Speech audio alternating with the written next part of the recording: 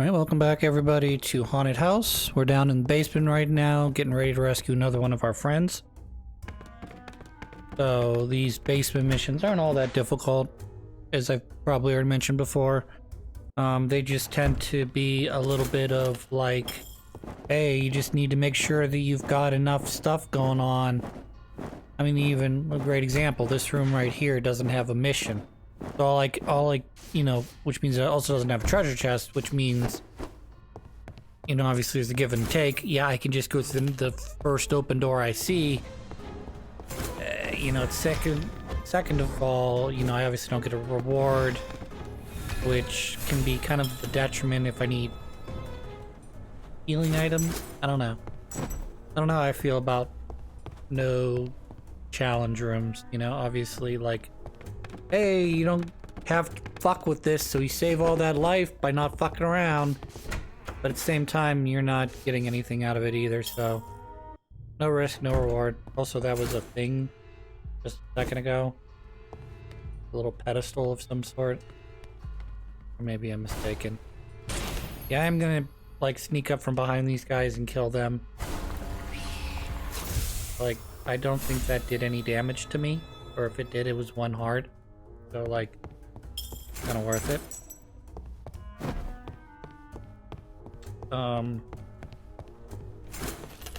Just a couple quick notes here. Because I can exploit the crap out of the battle stuff. Anytime I get into a, like, survive, I can cheese that. So that's what we're gonna do. We're just gonna cut out the minute and a half that we spend standing around doing nothing. But I'll do that in post. And what else? Gonna cut out some of my unsuccessful runs. I kind of want to limit this series to, you know, like, less than a half a month worth of episodes. So I'm thinking right now I'm at, like, episode 6 or 7, I'm guessing. So I'm gonna try to limit these episodes to around 10 to 12. So there's gonna be a lot more streamlined gameplay, i.e. I'm gonna cut out bad runs. But that'll also mean that, you know, as I'm collecting chests, you know, big blue chests, I am going to be getting more power-ups that you may or may not really notice or see, other than obviously my health bar is easy one. If you pay attention to my running bar, my stamina bar, I mean, you'll probably notice that it'll also go up a little bit. But I'm like almost I'm maxed out on recovery of stamina. I'm almost, if not completely, maxed out on lamp power at this point. So not that you'll really notice those two, you know, coming back per se, but I wish the glasses were more useful. They don't really seem to, like, they're supposed to tell you what's in the chest, but, like, in a lot of cases, because most chest items contain gold, they just don't show anything. But even so, I don't think it actually shows, like, if you, I think I tried to use it in a boss arena to try and, like, scope out, like, the key item, the 3 key items. And I don't think it shows you, like, if one of those treasure chests is a key item or not. Which seems like sort of a waste, you know? You know, I hold on to the glasses, you know, one, to try and find the owl statue, but more importantly, I hold on to them, you know, so I don't have to muck around in an area trying to find the key item. You know, I'm trying to find the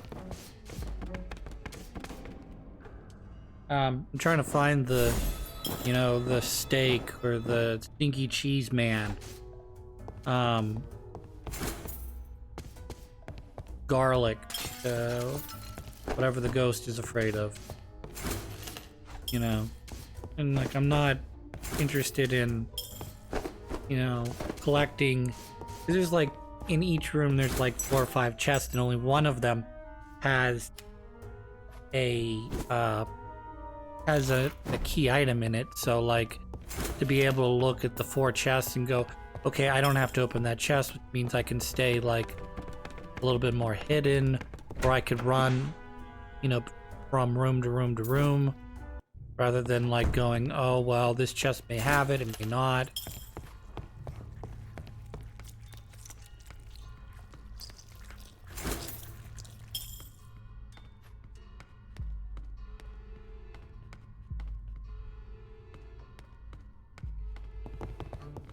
So here's a question for you. You'll notice in every room, with the exception of when we fight the mini boss in this dungeon area, the traps and these tiki statues that shoot fire or arrows, they do, like when you solve a room puzzle, all of your enemies disappear. That guy, for instance, would disappear. The picture guys would disappear. But for some reason, the tiki statues and like the floor traps and the room traps, they don't seem to go away. Which, I don't know if that's a feature or a bug, you know?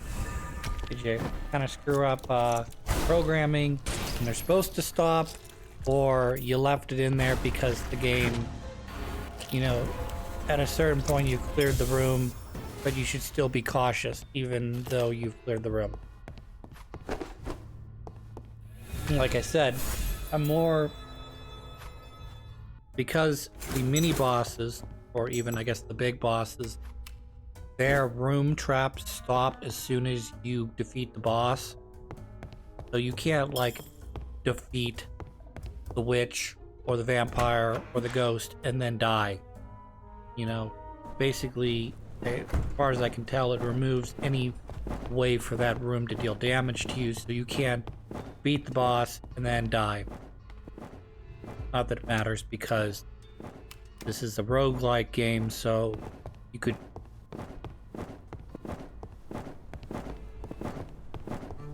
conceivably you know, do a run. Always start your run with the witches area, and then, you know, work your way up to, say, you know, the ghost area, you know, because each area is interconnected to the next, with the ghost area leading to the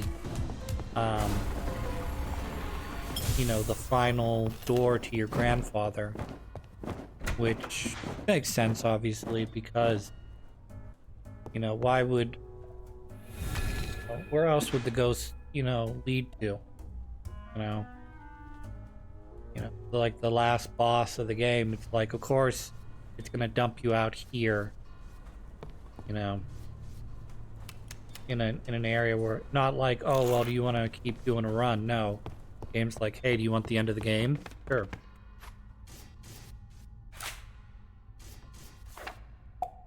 I'm young to die. These 2 crooks got me all locked up. These guys are not very difficult for mini boss. The only problem is their chains do seem to take a decent while as you get further and further in. You think, like, if this was like a Mario game or something, they would make it so that, like, these guys would start getting more and more moves. So, like, for instance, he hits the wall, and that would, after, you know, the first friend doesn't do anything.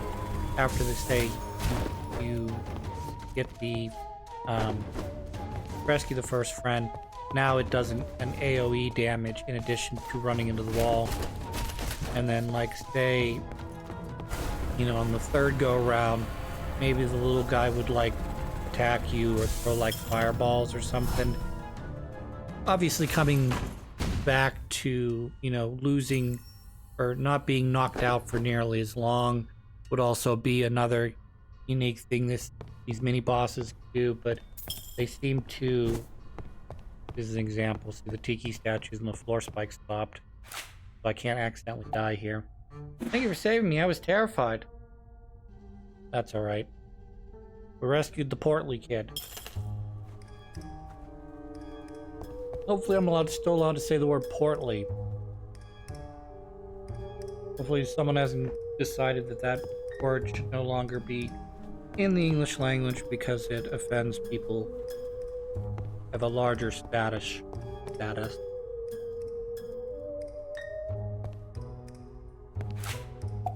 Kind of side note to that, I kind of understand.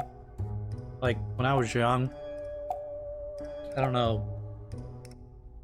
what about my body changed or it's just aging or what, but when I was a little kid, I had trouble putting on weight. Like I weighed like an underweight, like 125 pounds for my height. That's just super underweight. And I kept trying to put on like an extra 10, 15 pounds to get myself close to 150, which would be more in the normal range.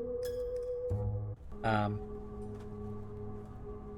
then I hit like 30, 35-ish, somewhere in there.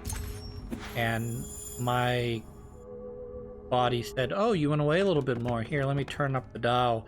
Now you weigh 170. And you're like, but I lose 10 pounds? And it's like, no, you can be 170 from now on. I'm like, okay. I could probably lose the weight if I wanted to. But, it's a matter of, I mean, is it fat weight? Is it muscle weight? Obviously, you're a big muscly man, paper boy. You're gonna weigh more than if you don't have any muscle on your body, or you have less muscle on your body. But at the same time, like, you don't want 170. Well, obviously your body wouldn't be entirely fat, but you don't want your weight, your larger, higher weight being because you're fat. You want it to be because you got a lot of muscle or you're really tall or whatever.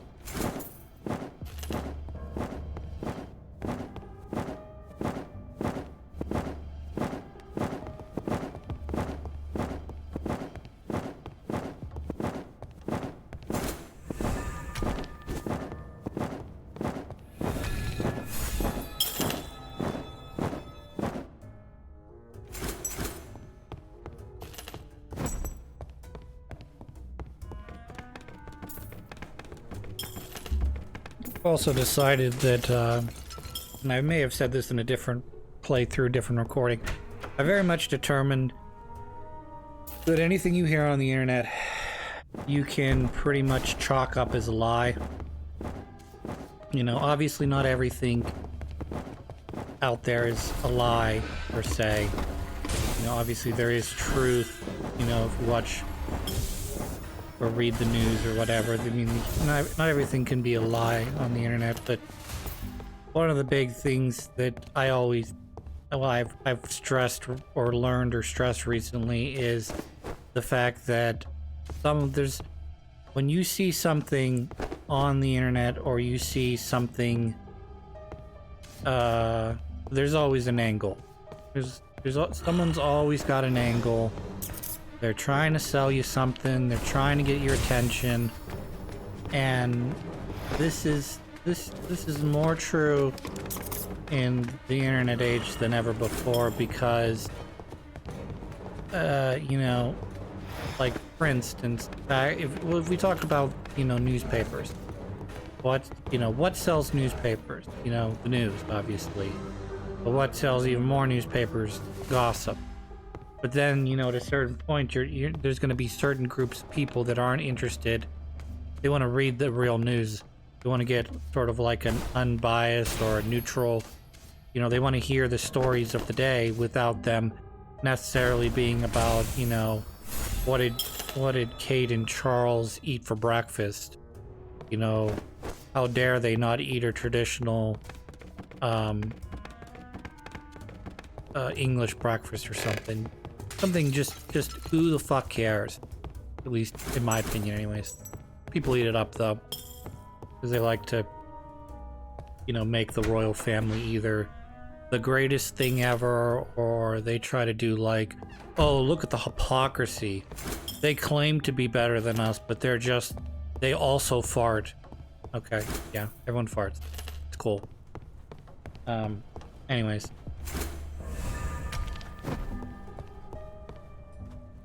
But the point I'm trying to make is, you know, in you know, in the news era, you know, what sells is whatever people want. Obviously, if they want news, and you're gonna run a tight ship journalism wise, you know, you're gonna make a lot of money. Now, if people want to just read tabloids, you know, obviously the straightforward, conspiracy news, you know, not gonna fly. You know, you want the itty bitty details, the muck, the dirt, the stuff they sweep under the rug. You know, the stuff that tantalizes. You know, that's fine if that's what you want. Then go find your rag mag. You know, but again, I've sort of been a big proponent of, can you just give it to me straight? Look, I get it. We're not all nobody's perfect. I know that a lot of people put a lot of emphasis behind science and how great it is and how it's going to revolutionize our world.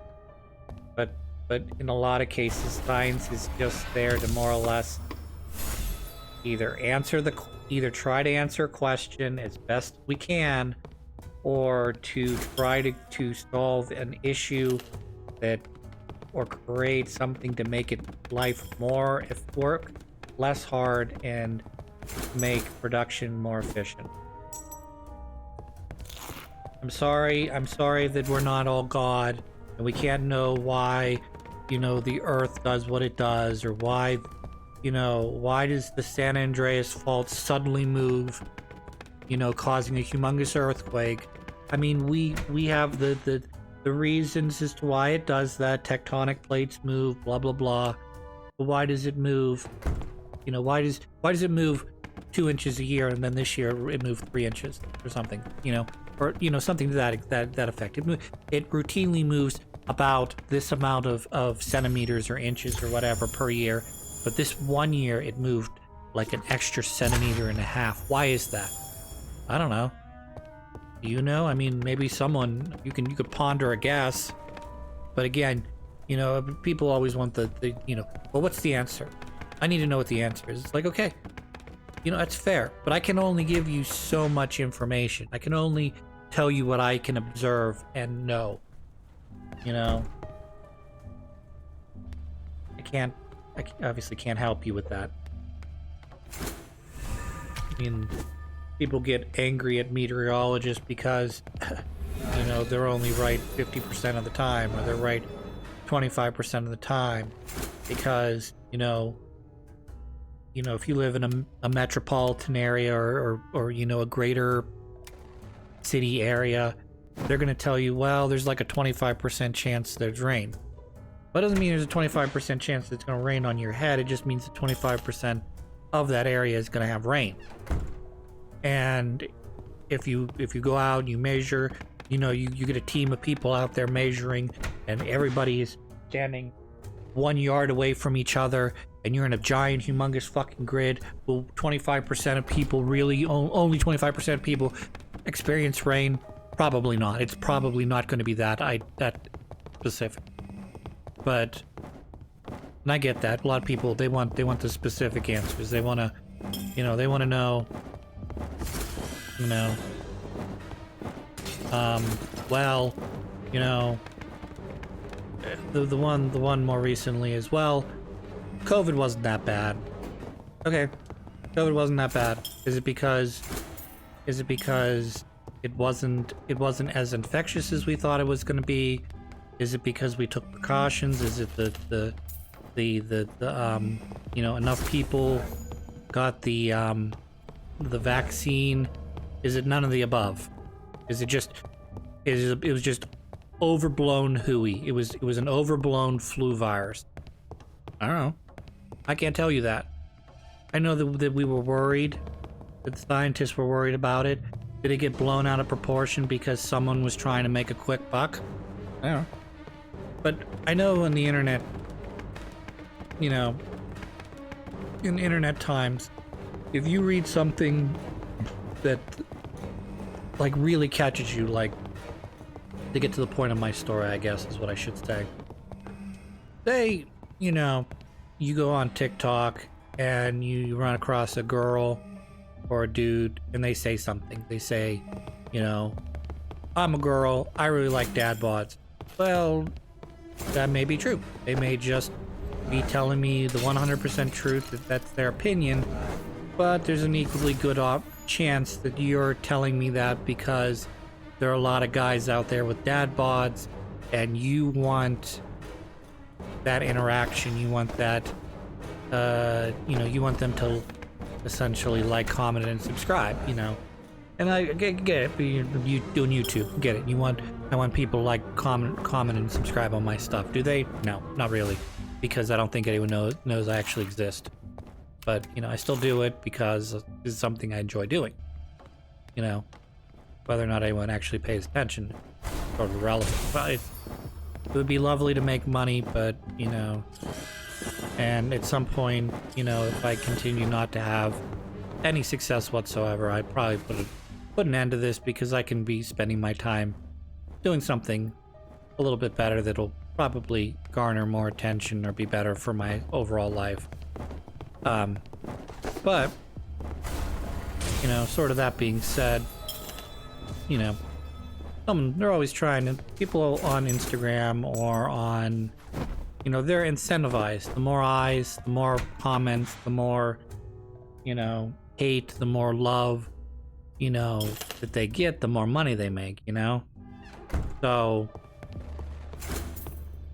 it doesn't matter what they say or what they do as long as you interact.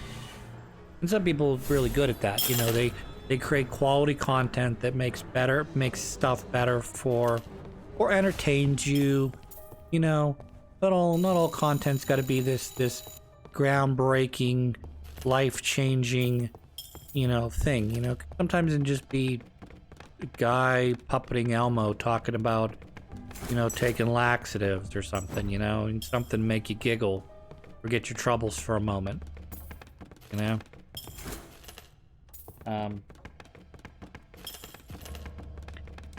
But, you know, I mean, even then, I mean, they have an angle. They're trying to entertain. They're trying to get you to watch their videos, subscribe, you know, when they put out more content so that the algorithm or whatever looks at them more favorably, and ultimately the site pays them whatever money, you know. More money, less money, I don't know. I'm not sure what drives that sort of stuff. Will it spawn enemies or items? Great question.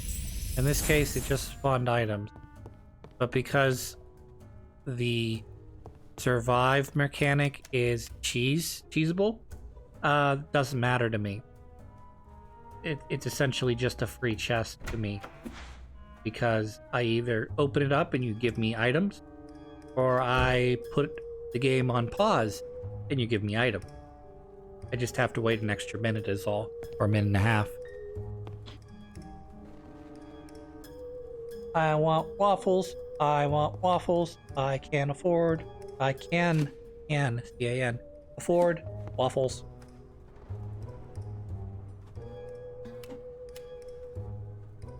The only problem with this is I don't think I can use items in this room.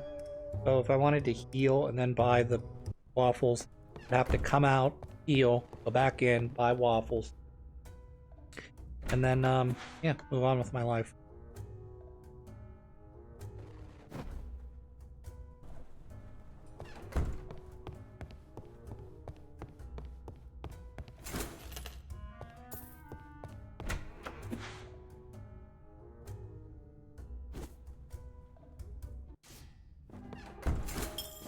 Find the treasure chest. Where is it? Dodge roll. Dodge roll. Beat the level. I mean, beat the room.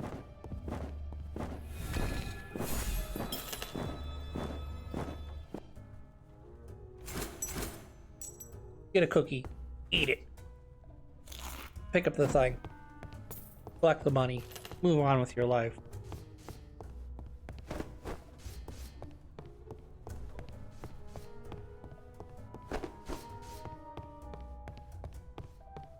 Oh, look, it's the boss door. Next time on this show.